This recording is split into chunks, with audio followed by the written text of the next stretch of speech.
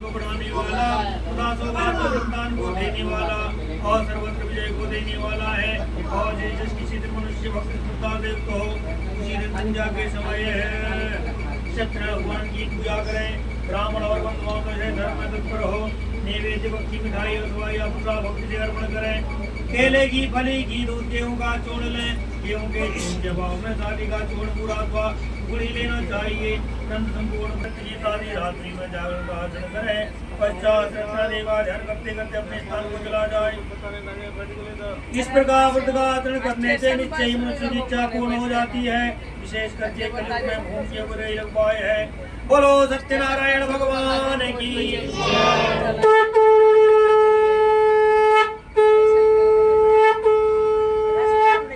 Sriman Narayana Narayan Narayan Sriman Narayana Narayan Narayan Lakshmi Narayan Narayan Narayan Lakshmi Narayan Narayan blue blue हो रहे हो। ब्रह्मा नारायण मम्मी अंदर है वो रही। नारायण ब्रह्मा नारायण विष्णु नारायण। पूरे ब्राह्मण का रूप धर उसके बाद आदर के साथ पूजा। हे विप्र नित्य दुखी हुआ क्यों पृथ्वी पर घूमता है। हे श्रेष्ठ ब्राह्मण यह सब मुझसे कहो मैं सुनना चाहता हूँ। ब्राह्मण बोला मैं बहुत निर्धन ब्राह्मण हूँ। भिक्षा के लिए पृथ्वी को निकला हूँ। हे भगवान यदि आप इसका भाव जानते हो तो कृपा करके मुझसे कहो। वृद्ध ब्राह्मण बोला कि सत्यनारायण भगवान मन चाहा फल देने वाले हैं। इसलिए ब्राह्मण तो उनका पूजन और व्रत करे जिसको करने से मनुष्य सब दुखों से मुक्त हो जाता है। ब्राह्मण को इसका सारा वृत्तांत बता करे। बूढ़े ब्राह्मण का रूप धारण करने वाले सत्यनारायण भगवान वहीं अंदर ध्यान हो गए। जिस व्रत को वृद्ध ब्राह्मण ने बतलाया है मैं उसको करूंगा। यह निश्चय करके उस ब्राह्मण को नींद नहीं आई। अब सवेरे ही उठे सत्यनारायण भगवान का व्रत का निश्चय कर ब्राह्मण भिक्षा के लिए चला। कोई दिन ब्राह्मण को भिक्षा में बहुत धन मिला जिससे बंधु बांधवों के साथ उसने सत्यनारायण भगवान का व्रत किया। इस व्रत के प्रभाव से वह सब दुखों से छूट कर अनेक प्रकार की संपत्तियों से युक्त हुआ। उस समय से तो वह ब्राह्मण प्रतिमास इस व्रत को करता। इस तरह सत्यनारायण भगवान के इस व्रत को करके वह ब्राह्मण सब पापों से छूटकर मुक्ति को प्राप्त हुआ। आगे भी सत्यनारायण भगवान का व्रत करेगा तो वह सब पापों से छूट जाएगा। संध्या नाम उनसे आगे हो जाओ। व्रत मैंने तुमसे कहा। हे विप्रो अब क्या कहूँ। ऋषि बोले हे मुनि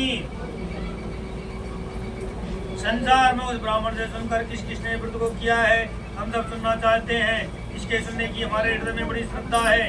सूत जी बोले हे मुनियो जिसने व्रत को किया है वह सुनो। एक समय ब्राह्मण धनेश्वर के अनुसार बंधु बांधवों के साथ व्रत करने का उद्यत हुआ।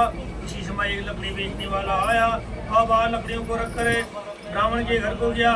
यहाँ से लकड़हारे ने ब्राह्मण को व्रत करते देखा और ब्राह्मण को नमस्कार कर बोला कि आप यह क्या कर रहे हैं और इसके करने से क्या लाभ मिलता है वह विस्तार से कहो। ब्राह्मण बोला कि सब कामनाओं को पूरा करने वाला सत्यनारायण भगवान का व्रत है। उसी की कृपा से मेरे यहाँ धन धान्य आदि की वृद्धि हुई है। उससे इस व्रत के विषय में जानकर लकड़हारा बहुत प्रसन्न हुआ और चला गया। सत्यनारायण देव के लिए मन में यह विचार किया कि आज लकड़ी बेचकर धन प्राप्त होगा उससे ही मैं सत्यनारायण देव का उत्तम व्रत करूंगा। मन में यह विचार कर लकड़ियां सिर पर रखकर जिस नगर में धनवान लोग रहते थे ऐसे सुंदर नगर में गया। उधर से लकड़ियों का दाम दुगना मिला। तब वह प्रसन्न होकर पक्के केले की फली शक्कर घी और गेहूं का चूर्ण सब इकट्ठा हवाई लेकर अपने घर को चला। भाइयों को बुलाकर विधि के साथ व्रत किया। उसके प्रभाव से लकड़हारा धन युक्त हुआ। संसार में सुख होकर वैकुंठ को चला गया। बोलो सत्यनारायण भगवान की।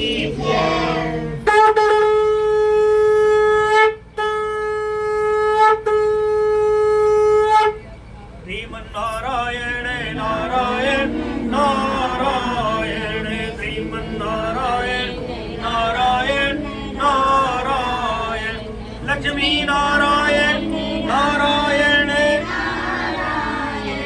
लक्ष्मी नारायण भजमन नारायण नारायण भजमन नारायण नारायण नारायण राजा कहता हूँ सुनो, पहले समय में उल्कामुक नाम का बुद्धिमान राजा था। वह सत्यवक्ता जितेंद्रिय था। प्रतिदिन देवी स्थान में जाता था, ब्राह्मणों को धन देकर संतुष्ट करता था।